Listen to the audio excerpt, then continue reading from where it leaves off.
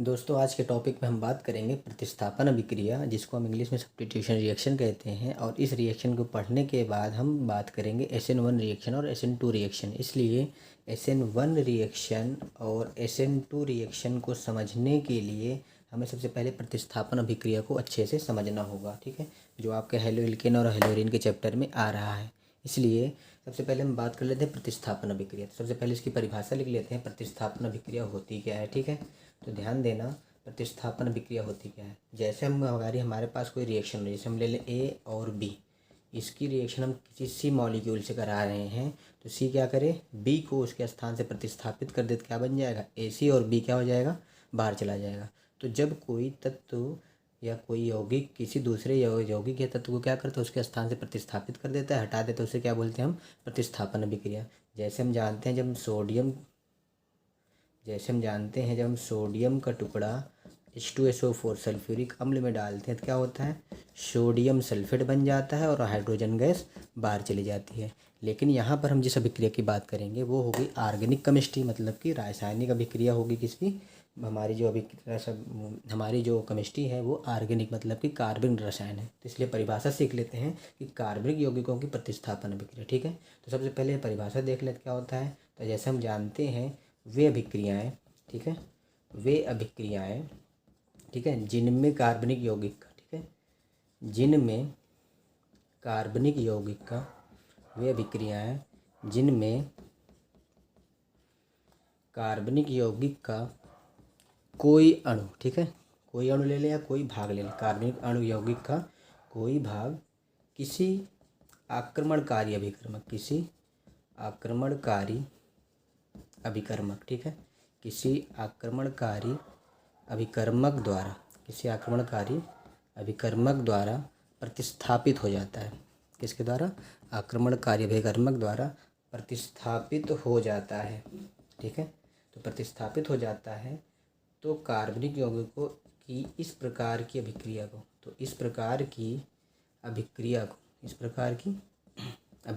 को, क्या कहते हैं हम, प्रतिस्थापन अभिक्रिया कहते हैं, ठीक है, प्रतिस्थापन अभिक्रिया कहते हैं।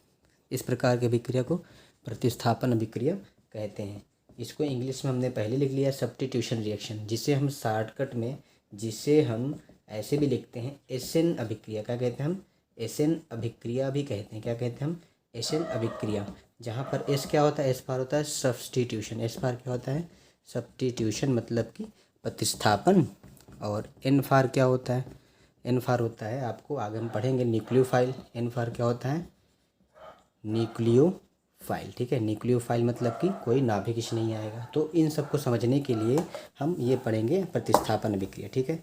तो ये हो गया कि जब हम कोई कार्बनिक पदार्थ में रिएक्शन हो रही, कार्बनिक यौगिक का कोई भाग क्या हो रहा है, प्रतिस्थापित हो जा रहा है, किसके द्वारा, किसी आक्रमणकारी अभिकर्मक द्वारा। तो इस प्रकार की जो अभिक्रिया होती है कार्बनिक यौगिक में, उसे क्या बोलते हैं, प्रतिस्थापन अभिक्रिया कहे जाते हैं, ठीक है। तो ये हो गई आपकी अभिक्रिया, ठीक है, प्रतिस्थापन अभिक्रिया कहते हैं। जैसे एग्जाम्पल की बात करें कि हमने ले लिया कोई AB, ठीक है, उसको कोई तत्व दूसरा C है और C क्या कर रहा है, B को उसके स्थान से प्रतिस्थापित कर रहा है। आपका नया पदार्थ AC बन गया और नया पदार्थ क्या निकला, जो B देखा वो बाहर निकल गया। तो एक रिएक्शन ऐसी हो गई। या जैसे हम जानते हैं जब हम CH3I मतलब मेथिल आयोडाइड की अभिक्रिया हम OH नेगेटिव चार्ज कहाँ मिलेगा, एक्वस KOH, मतलब जब हम पोटेशियम हाइड्रोक्साइड को पानी में डालेंगे तो वहाँ से OH हाइड्रोक्साइड मिलेगा, जो I को क्या करेगा, प्रतिस्थापित कर देगा। तो ये CH3OH बन जाएगा और I आपका क्या होगा, निकल जाएगा। तो ऐसी अभिक्रिया को क्या बोलेंगे, प्रतिस्थापन में। क्यों, क्योंकि एक तत्व क्या कर रहा है, दूसरे तत्व को उसके स्थान से प्रतिस्थापित कर रहा है, ठीक है। तो ये हो गया प्रतिस्थापन अभिक्रिया, मतलब कि ऐसी कार्बनिक यौगिकों की अभिक्रिया जिसमें कार्बनिक यौगिक का कोई भाग किसी आक्रमणकारी अभिकर्मक द्वारा, ठीक है। अब यहाँ पर बात आ रही आक्रमणकारी अभिकर्मक क्या होता है। तो अगर आक्रमणकारी अभिकर्मक द्वारा प्रतिस्थापित हो जाता है तो इस प्रकार की अभिक्रिया क्या बोलते हैं, प्रतिस्थापन अभिक्रिया कहते हैं, किसकी, कार्बनिक यौगिकों की। तो अब यहाँ पर बात आती है कि आक्रमणकारी अभिकर्मक होता क्या है, ठीक है। तो इसको समझने के लिए हम सबसे पहले इस पूरी रिएक्शन को समझने के लिए बात करते हैं आक्रमणकारी अभिकर्मक होता क्या है, ठीक है। और आक्रमणकारी अभिकर्मक से ही हम डिफाइन करेंगे ये अभिक्रिया कितने प्रकार की होती हैं। तो आक्रमणकारी अभिकर्मक, ठीक है, आक्रमणकारी अभिकर्मक क्या होता है, जिसको बोलते हैं अटैकिंग रीजन, जिसको कहा जाता है अटैकिंग रीजेंट कहते हैं इंग्लिश में, अटैकिंग रीजेंट इसको इंग्लिश में कहा जाता है। अब होते क्या हैं, जैसे हम जानते हैं अगर हमारे पास ए और बी दोनों के बीच क्या होता है, बंध बना होता है, वो भी एकल बंध बनेगा तो क्या होगा, एक एक इलेक्ट्रॉन की साझेदारी होगी। अब जब ये बंध टूटेगा तो बंध हमारा विदलन जो होता है, जिसे हम बोलते थे बंध विदलन, वो बंध विदलन दो प्रकार का होता है। एक क्या होगा, समविदलन, एक क्या होता है, समविदलन, ठीक है, और दूसरा क्या होगा, विषम विदलन। तो समविदलन और विषम विदलन इसी को समझ लेंगे, हमें आक्रमणकारियों के वर्णक पता चल जाएगा। तो समविदलन क्या होता है, जब हमारे ए और बी किसी तत्व के बीच जो बना एकल बंध है, एकल बंध में जो अब दो दो इलेक्ट्रॉन के साथ एक एक इलेक्ट्रॉन की साझेदारी हुई है, अगर ये एकल बंध टूट रहा है, ठीक है, अगर ये एकल बंध टूट रहा है और बंध के टूटने से जो साझे के इलेक्ट्रॉन है वो बराबर बराबर क्या हो जाए, दोनों पे चले जाएं, ठीक है, बराबर बराबर क्या हो जाए, दोनों पे चले जाएँ, तो एक पर क्या होगा, ऐसे एक के ऊपर डॉट आ जाएगा और बी के ऊपर भी डॉट आएगा। तो जब ऐसा विदलन हो जिसमें साझे के इलेक्ट्रॉन क्या होते हैं, दोनों पर बराबर बराबर जाते हैं, ऐसे विदलन को क्या कहा जाता है, समविदलन, क्योंकि बराबर की कंट्रीब्यूशन हो रहा है। और ऐसा तभी होगा जब ये ए और बी क्या हो, दोनों समान हो। जैसे हम Cl2 ले लें, अब Cl2 में Cl और Cl क्या होंगे, इनके बीच एकल बंध पाया जाएगा।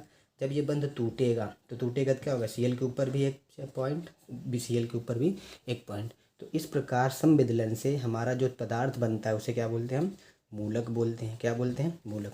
तो जब बंध टूटा तो इस तरह के पदार्थ क्या बोलते हैं, मूलक बोलते हैं। इसका मतलब आक्रमणकारी विकर्मक जो पहला होता है उसे बोलते हैं मुक्त मूलक। क्या बोलते हैं हम, मुक्त मूलक। मतलब कि अगर किसी अभिक्रिया में आक्रमणकारी करने वाला पदार्थ क्या है, मुक्त मूलक है, तो उसे क्या बोलेंगे हम, पहला आपका आक्रमणकारी विकर्मक होगा मुक्त मूलक। अब बात करते हैं विषम विदलन। समविदलन में बराबर बराबर टूटे, बराबर कंट्रीब्यूशन हुआ, लेकिन अगर हमारे पीस ए और बी के बीच जो बंध हैं वो बंध ऐसे टूटें कि कोई इलेक्ट्रॉन दूसरे वाले पर पूरा पूरा चला जाए। पूरा पूरा जाने का मतलब क्या है, हो सकता है ए की इलेक्ट्रोनेगेटिविटी बी से कम या ए की इलेक्ट्रोनेगेटिविटी बी से कम है। तो कम होने का मतलब दो तत्व में इलेक्ट्रॉनों को खींचने की ताकत, तो उनका जो इलेक्ट्रोनेगेटिविटी मतलब कि विद्युत ऋणात्मकता क्या है, अलग अलग होगी। तो इलेक्ट्रॉन जिसकी विद्युत ऋणात्मकता ज़्यादा होगी उस वाले पे चला जाएगा, तो चला जाएगा तो इसके बराबर वाला जो इलेक्ट्रॉन है वो भी दूसरे तत्व में चला जाएगा। इसलिए जब हमारा विषम विदलन होता है तो जो साझे के इलेक्ट्रॉन है वो किसी एक ऐसे तत्व पे चले जाते हैं जिसमें जो क्या होती है, इलेक्ट्रोनेगेटिविटी मतलब विद्युत ऋणात्मकता जिसकी ज़्यादा होती है, अर्थात जिसकी ज़्यादा होगी उस तरफ इलेक्ट्रॉन चले जाते हैं, जिसके कारण एक धनायन और एक ऋणायन बन जाता है। एग्जाम्पल, जैसे ये टूटेगा, मान लेते हैं बी के लिए विद्युत ऋणात्मकता ज़्यादा है और एक ही कम है, तो जो साझे का इलेक्ट्रॉन है वो पूरा का पूरा क्या हो जाएगा, बी पर चला जाएगा। बी पर जाने से ए के ऊपर पॉजिटिव चार्ज आएगा और बी के ऊपर नेगेटिव चार्ज आएगा। तो विषम विदलन, इस प्रकार के बंध के विदलन को क्या बोलते हैं, विषम विदलन बोलेंगे। और विषम विदलन में देख रहे हैं यहाँ पर क्या बन रहा है, आयन बन रहा है, जिसे हम बोलते हैं धन आयन। क्या बोलते हैं हम, धन आयन। और इसको क्या बोलेंगे हम, ऋण आयन। क्या बोलेंगे हम, ऋण आयन। इसलिए अगर हमारा विदलन अलग अलग हो रहा है, मतलब विषम विदलन होगा, तो बराबर के इलेक्ट्रॉन ऐसे तत्व पे चले जाएंगे जिसकी ऋणात्मकता ज़्यादा होगी, और इस प्रकार के विदलन को बोलते हैं विषम विदलन। ऐसा कब होगा, जब ए और बी की विद्युत ऋणात्मकता क्या हो, अलग अलग हो। जैसे हम बात कर लें HCl, क्या बात कर लें, HCl। अब HCl में देखते हैं तो हाइड्रोजन की विद्युत ऋणात्मकता क्या है, हाइड्रोजन की विद्युत ऋणात्मकता क्लोरीन से कम है। इसलिए यहाँ पर जो साझे के इलेक्ट्रॉन होंगे वो साझे के इलेक्ट्रॉन क्लोरीन पर चला जाएगा तो हाइड्रोजन के ऊपर प्लस चार्ज और क्लोरीन के ऊपर नेगेटिव चार्ज। तो यहाँ पर हाइड्रोजन के ऊपर प्लस चार्ज आ गया और क्लोरीन के ऊपर माइनस चार्ज आ गया। तो पता क्या चला, जब समविदलन होता है तो मूलक बनते हैं, और विषम विदलन से क्या बनते हैं, धन आयन और ऋण आयन।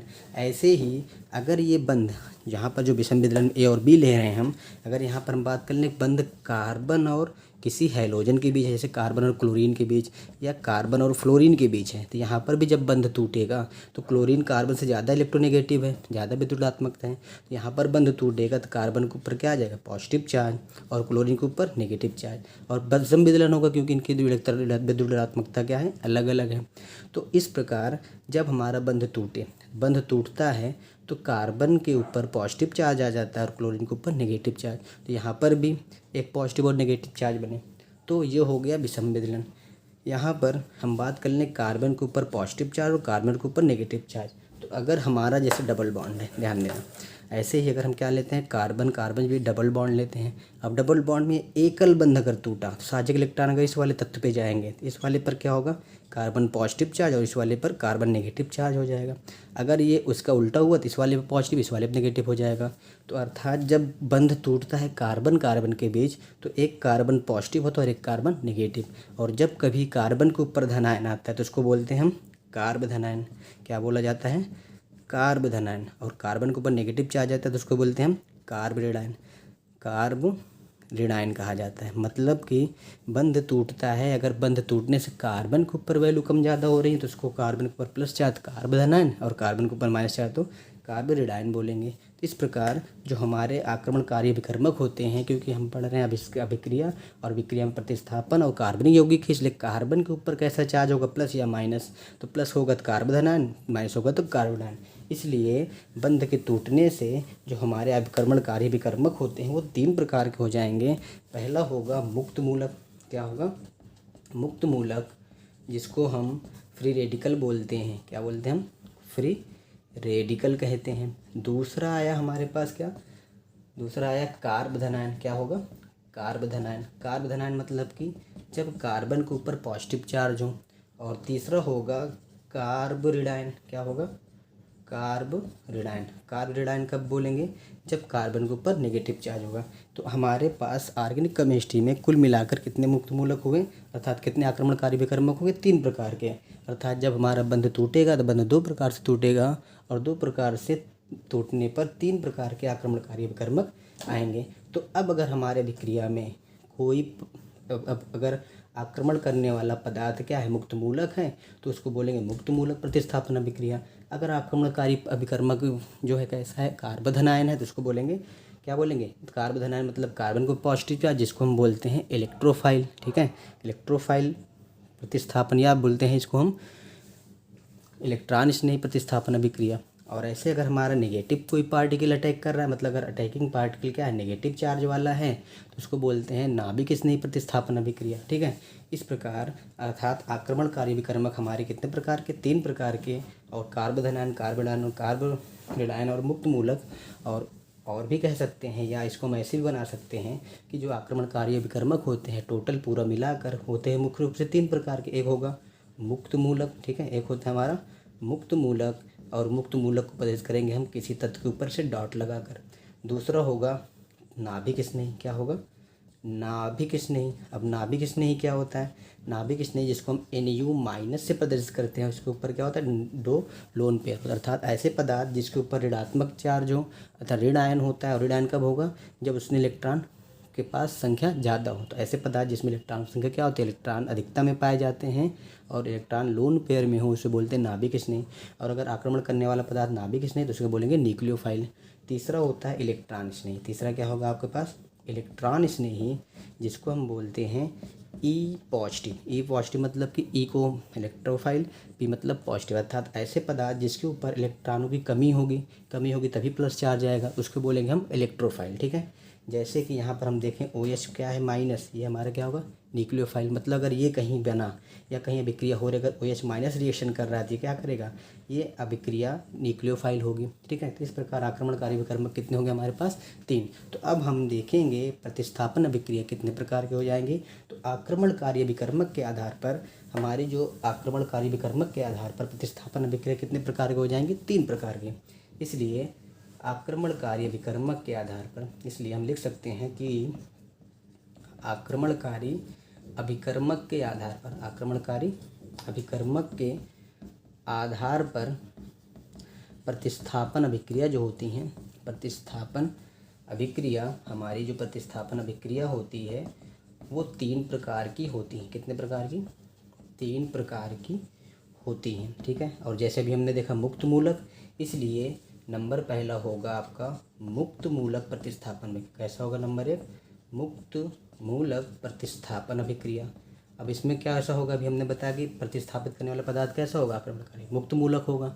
दूसरा होगा आपका नाभिक स्नेही प्रतिस्थापन अभिक्रिया। दूसरा होगा नाभिक स्नेही प्रतिस्थापन अभिक्रिया, जिसको आगे हम पढ़ेंगे तीसरा होगा इलेक्ट्रॉन स्नेही प्रतिस्थापन अभिक्रिया। तीसरा होगा आपके पास इलेक्ट्रॉन स्नेही प्रतिस्थापन अभिक्रिया। ठीक है, इसका मतलब हमारी अभिक्रिया के आक्रमणकारी अभिकर्मक के आधार पर अभिक्रिया प्रतिस्थापन कितने प्रकार के होते हैं? 3 प्रकार के। इसलिए मुक्त मूलक अगर प्रतिस्थापन अभिक्रिया हो रही है तो इसको बोलते हैं इंग्लिश में फ्री रेडिकल। क्या बोलते हैं? Free radical substitution reaction. ऐसे अगर नाभिक स्नेही प्रतिस्थापन हो रहा है इसको बोलेंगे नाभिक स्नेही मतलब न्यूक्लियोफाइल। क्या बोलेंगे हम? न्यूक्लियोफाइल प्रतिस्थापन अभिक्रिया मतलब न्यूक्लियोफाइल सब्स्टिट्यूशन रिएक्शन। और अगर हमारा प्रतिस्थापन अभिक्रिया कैसा हो रहा है? इलेक्ट्रॉन स्नेही, इसको बोलेंगे हम इलेक्ट्रोफाइल। क्या बोलेंगे हम? Electrophile substitution reaction. इस टाइप से नाभिक स्नेही अर्थात प्रतिस्थापन अभिक्रिया जो होती हैं वो मुख्य रूप से 3 प्रकार की होती हैं। ठीक है, और जिसको हमें पढ़ना है वो है नाभिक स्नेही प्रतिस्थापन अभिक्रिया। और आगे हम पढ़ेंगे नाभिक स्नेही प्रतिस्थापन अभिक्रिया वो जो होती हैं वो कितने प्रकार की? 2 प्रकार की। एक होता है SN1 रिएक्शन, SN2 रिएक्शन। इसकी हम आगे वीडियो में चर्चा करेंगे। ठीक है, इसलिए पहले इनके बारे में समझ लेते हैं हम अच्छे से। तो अब बात आती है यहाँ पर जो आपकी प्रतिस्थापन अभिक्रिया होती है नंबर पहली वाली मुक्त मूलक प्रतिस्थापन अभिक्रिया क्या होती है? तो एग्जाम्पल अभी हमने देखा कि अगर हमारे पास कोई तत्व है AB, उसको कोई तत्व C क्या कर रहा है? प्रतिस्थापित कर रहा है। पदार्थ क्या बनेगा? AB बनेगा। और निकलेगा क्या पदार्थ? पदार्थ आपका बनेगा A से और निकलेगा पदार्थ क्या? B। तो इस पदार्थ को बोलते हैं आधार अणु। क्या बोला जाता है? आधार अणु। ठीक है, ये C क्या है? C ही हमारे इसमें पार्टिसिपेट कर रहा है, अभिक्रिया कर रहा है या अटैक कर रहा है, इसलिए इसको बोलते हैं हम आक्रमणकारी अभिकर्मक। इसको क्या बोलते हैं हम?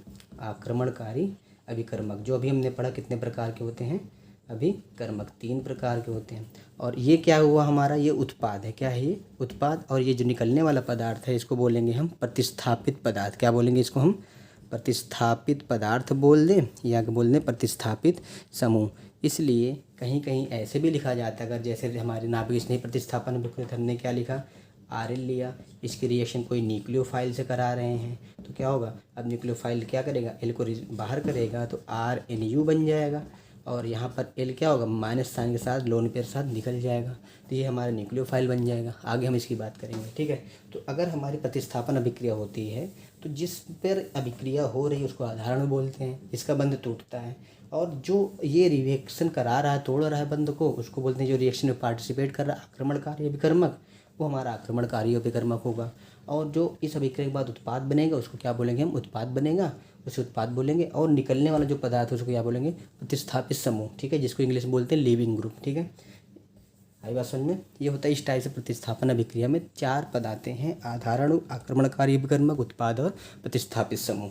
तो अब हम बात करते हैं, जैसे पहला आपको पढ़ाना था मुक्त मूलक प्रतिस्थापन अभिक्रिया। ठीक है, पहला था हमारा मुक्त मूलक प्रतिस्थापन अभिक्रिया। तो मुक्त मूलक प्रतिस्थापन अभिक्रिया क्या होगी? तो ध्यान देना, मुक्त मूलक प्रतिस्थापन अभिक्रिया मतलब क्या? मतलब हमने अभी इसके पहले बताया कि अब जो हमारा आक्रमणकारी अभिकर्मक होगा वो क्या होगा? मुक्त मूलक। इसका मतलब इस अभिक्रिया में हम लिख सकते हैं ना, इसका मतलब इस अभिक्रिया में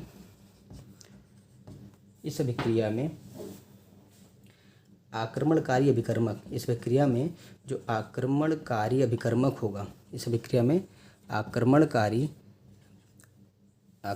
अभिकर्मक जो क्या होगा वो क्या होगा? एक मुक्त मूलक होता है। क्या होता है? एक मुक्त मूलक होता है। एक मुक्त मूलक होता है।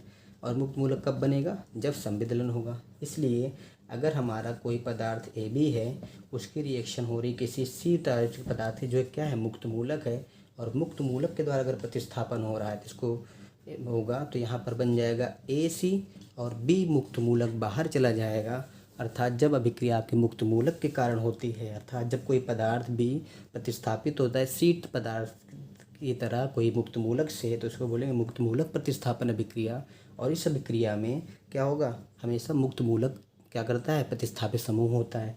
जैसे अगर एग्जाम्पल हम जानते हैं, जब हम मिथेन की अभिक्रिया किससे कराते हैं? क्लोरीन गैस से कराते हैं, तो होता ये है कि मिथेन के चारों ओर क्या होता है? हाइड्रोजन पाए जाते हैं। और ये हाइड्रोजन और ये क्लोरीन को जब हम ब्रेक करेंगे तो क्लोरीन भी क्या करेगा? तो क्लोरीन इस हाइड्रोजन को प्रतिस्थापित कर देगा और यहाँ पर जो प्रतिस्थापन होगा ये मुक्त मूलक बनेगा क्लोरीन। इसलिए आपकी जो प्रोडक्ट बनेगा CH3Cl और एक हाइड्रोजन के ऊपर जो बाहर निकला ये मुक्त मूलक बन जाएगा। तो अर्थात क्लोरीन की जब हम मीथेन से अभिक्रिया कराते हैं, जो अभिक्रिया होती है वो मुक्त मूलक प्रतिस्थापन अभिक्रिया होती है। क्यों? क्योंकि क्लोरीन ने हाइड्रोजन को प्रतिस्थापित किया और यहाँ पर क्लोरीन कैसा टूट रहा है, क्लोरीन यहाँ पर मुक्त मूलक की तरह टूट रहा है, इसलिए ये मुक्त मूलक प्रतिस्थापन अभिक्रिया होगी। ठीक है। अब हम बात करते हैं दूसरी रिएक्शन, जिसको बोलते हैं नाभिक स्नेही प्रतिस्थापन अभिक्रिया। ठीक है, इसको समझना है आपको। अब नाभिक स्नेही प्रतिस्थापन अभिक्रिया होती क्या है, इसको ऐसे लिखते हैं। तो अगला टॉपिक होगा आपका नंबर सेकेंड टाइप की रिएक्शन होगी, जिसको बोलते हैं नाभिक स्नेही प्रतिस्थापन अभिक्रिया। ठीक है, नाभिक स्नेही प्रतिस्थापन अभिक्रिया। अब नाभिक स्नेही प्रतिस्थापन अभिक्रिया को इंग्लिश में लिखा जाता है न्यूक्लियोफाइल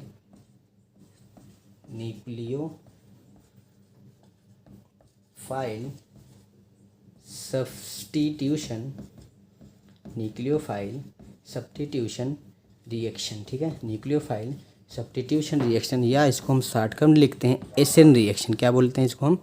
एसएन रिएक्शन बोला जाता है। ठीक है, तो अर्थात नाभिक स्नेही प्रतिस्थापन अभिक्रिया को इंग्लिश में न्यूक्लियोफाइल सब्स्टिट्यूशन रिएक्शन कहते हैं, जिसको हम एसएन रिएक्शन भी कहा जाता है।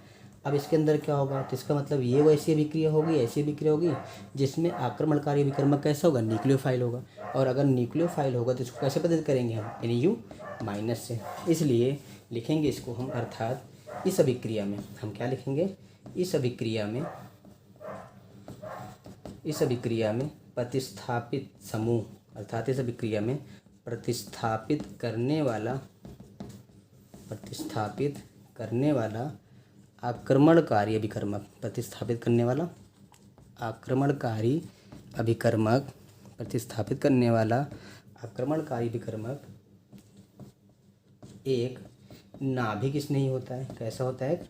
नाभिक स्नेही होता है। मतलब प्रतिस्थापित करने वाला आक्रमणकारी अभिकर्मक क्या होगा, एक नाभिक स्नेही होता है। ठीक है, अब कैसे लिखेंगे, जैसे हमारे पास कोई पदार्थ AB था, इसकी अभिक्रिया क्या कर रहे हैं हम, C से कर रहे हैं, और C क्या है, एक नाभिक स्नेही है, तो इसका मतलब इसके ऊपर क्या होगा, नेगेटिव चार्ज आएगा और डॉट प्रोडक्ट लगेंगे, डॉट लगेगा, लोन पेयर आएगा। तो अब C क्या करेगा, B को प्रतिस्थापित करेगा, तो क्या बन जाएगा, प्रोडक्ट AC, और B यहाँ पर -7 लोन पेयर साथ निकल जाएगा। अर्थात जब अभिक्रिया में आक्रमणकारी अभिकर्मक क्या हो, नाभिक स्नेही हो, तो इस प्रकार की अभिक्रिया को, अर्थात जब प्रतिस्थापित करने वाला समूह क्या हो, नाभिक स्नेही हो, तो उसको बोलते हैं नाभिक स्नेही प्रतिस्थापन अभिक्रिया। अब इसको अगर हम देखें कैसे इसको प्रदर्शित किया जाता है, तो नाभिक स्नेही अभिकर्मक वाली अभिक्रिया को हम प्रदर्शित करते हैं इस टाइप से, RL ले देते हैं और यहाँ पर NU- लिख देते हैं। अब NU- मतलब न्यूक्लियोफाइल है, तो अगर रिएक्शन होगी तो क्या हो जाएगा, अब न्यूक्लियोफाइल क्या करेगा, इस वाले पदार्थ को बाहर निकालेगा, तो RNU बन जाएगा और यहाँ पर L के साथ नेगेटिव चार्ज आएगा, और नाभिक स्नेही प्रतिस्थापन अभिक्रिया में क्या बनता है, नेगेटिव चार्ज बनता है, और यहाँ पर प्रोडक्ट क्या बन गया आपका, RNU। मतलब कि यहाँ पर R क्या है, मिथाइल ग्रुप है, L क्या है, लीविंग ग्रुप, मतलब निकलने वाला पदार्थ, NU क्या है, आक्रमणकारी विकर्मक है, जो अभिक्रिया में अभिकारी को क्या कर रहा है, पदार्थ को प्रतिस्थापित कर रहा है, और इसलिए प्रतिस्थापित करने वाला पदार्थ कैसा है, अब नाभिक स्नेही है, इसलिए इसको क्या बोलेंगे हम, न्यूक्लियोफाइल रिएक्शन बोलेंगे, और इसको प्रदर्शित इस प्रकार से करते हैं और प्रोडक्ट बनेगा RNU। एग्जाम्पल देख लेते हैं, जैसे हम जानते हैं कि जब हम CH3I, ठीक है, मेथिल आयोडाइड की विक्रिया हम किससे कराते हैं, एक्वस KOH से कराते हैं। किससे कराते हैं, एक्वस KOH के साथ में। तो क्या होता है, एक्वस KOH से हमें मिलता है क्या, OH- चार्ज। अब OH- चार्ज जब मिलेगा तो क्या होगा, अब ये OH- चार्ज पहले क्या करेगा, I को क्या करेगा, प्रतिस्थापित कर देगा, तो यहाँ पर CH3OH लग जाएगा और आपका क्या होगा, I नेगेटिव के साथ निकल जाएगा। तो यहाँ पर यह अभिक्रिया कैसी हुई, नाभिक स्नेही प्रतिस्थापन अभिक्रिया। अच्छा, यहाँ पर एक्वस KOH का मतलब क्या है, एक्वस का मतलब है जली। क्या है ये, जली होगा। तो जब हम KOH को पानी में डालेंगे तो क्या होगा, K+ बनेगा और OH- बनेगा, और माइनस बनेगा, तो माइनस वाले पदार्थ को क्या बोलते हैं हम, न्यूक्लियोफाइल बोलते हैं। ठीक है, इसलिए ऐसी अभिक्रिया को क्या कहा जाता है, नाभिक स्नेही प्रतिस्थापन अभिक्रिया। ऐसे ही दूसरी रिएक्शन देख लें, दूसरी रिएक्शन जैसे कि अगर हम C2H5Cl, ठीक है, इसकी अभिक्रिया हम किससे कराते हैं, NaOH के साथ। किससे कराते हैं, सोडियम हाइड्रोक्साइड। और कैसा सोडियम हाइड्रोक्साइड लिया हमने, जली लिया है। अब जली लेंगे तो क्या बनेगा, Na पॉजिटिव बनेगा और OH नेगेटिव बनेगा, और OH नेगेटिव ही क्या करेगा हमारा, एक नाभिक स्नेही का काम करेगा, जो क्लोरीन को क्या करेगा, प्रतिस्थापित कर देगा। इसलिए आपका पूरा अभिकारक जो उत्पाद बनेगा C2H5OH से यहाँ पर क्लोरीन निकलेगा और यहाँ पर OH आ जाएगा, और क्लोरीन के साथ साथ क्या होगा, क्लोरीन निकला इसलिए क्लोरीन माइनस बन जाएगा, और बाद में यही Na positive chlorine minus reaction करके क्या बना लेगा, ये बना लेगा आपका NaCl। क्या बना लेगा, NaCl। तो इस टाइप की अभिक्रिया को क्या बोलते हैं, नाभिक स्नेही प्रतिस्थापन अभिक्रिया, क्योंकि आक्रमणकारी अभिकर्मक क्या है, एक नाभिक स्नेही है। ठीक है, ये हुआ नाभिक स्नेही प्रतिस्थापन अभिक्रिया के बारे में। और तीसरी अभिक्रिया के बारे में हम पढ़ लेते हैं, जिसको बोलते हैं हम, क्या बोला जाता है, इलेक्ट्रॉन स्नेही प्रतिस्थापन अभिक्रिया। ठीक है, तीसरे प्रकार की प्रतिस्थापन अभिक्रिया होती है जिसको हम बोलते हैं इलेक्ट्रॉन स्नेही प्रतिस्थापन अभिक्रिया, इलेक्ट्रॉन स्नेही प्रतिस्थापन अभिक्रिया। ठीक है, अब इलेक्ट्रॉन स्नेही प्रतिस्थापन अभिक्रिया को इंग्लिश में क्या बोलेंगे हम, इसको बोलते हैं इलेक्ट्रोफाइल, इसको बोला जाता है electrophile substitution reaction, electrophile substitution reaction. ठीक है, इसको बोलते हैं इलेक्ट्रोफाइल सब्स्टिट्यूशन रिएक्शन। अब ये इलेक्ट्रॉन स्नेही प्रतिस्थापन अभिक्रिया क्या होगा, तो अभी हमने देखा कि इलेक्ट्रॉन स्नेही अगर आक्रमणकारी अभिकर्मक तरह अभिक्रिया में भाग लेगा, अगर जो है प्रतिस्थापित करेगा, तो उसको बोलेंगे इलेक्ट्रॉन स्नेही प्रतिस्थापन अभिक्रिया। इसलिए हम लिख सकते हैं अर्थात ऐसी विक्रिया मतलब कि इन प्रकार की अभिक्रिया में ऐसे लिख देते हैं, अर्थात ऐसी अभिक्रिया जिसमें प्रतिस्थापित